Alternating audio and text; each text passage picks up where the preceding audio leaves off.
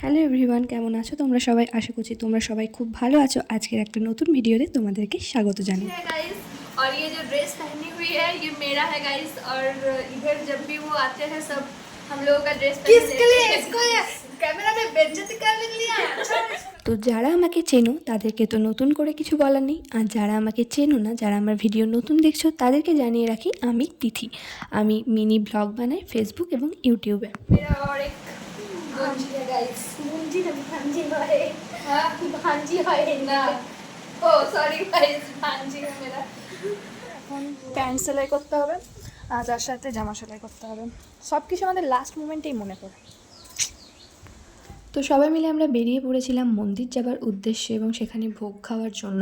যাওয়ার পথে দেখো রাস্তাটাকে কত সুন্দর লাগছে, আর আজকের ওয়েদারটাও খুব ভালো ছিল।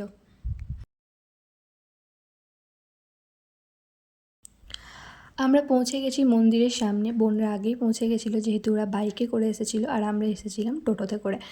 অন্য সময় মন্দিরে একটু ভিড় বেশিই থাকে, জন্মাষ্টমীর সময় বিশেষ করে এখানে মানে দাঁড়ানোর জায়গা থাকে না।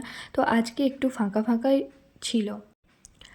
আর মহাপ্রভু মন্দিরটা দেখো কত সুন্দর, পুরো পরিষ্কার পরিচ্ছন্ন জায়গার। এখন মন্দিরটাকে খুব সুন্দরভাবে সাজানোও হয়েছে। তো যথারীতি আমরা সেখানে পৌঁছে যাওয়ার পরে যে তোমাদেরকে একটু মন্দিরটা ঘুরিয়েও দেখিয়ে দিলাম। এই যেগুলো দেখছো এগুলো হচ্ছে টেরাকোটার কাজ, আমি যতদূর জানি। তো আমরা এখন ওয়েট করছি কখন মন্দিরের দরজা খোলা হবে এবং আমরা ঠাকুরকে দর্শন করব।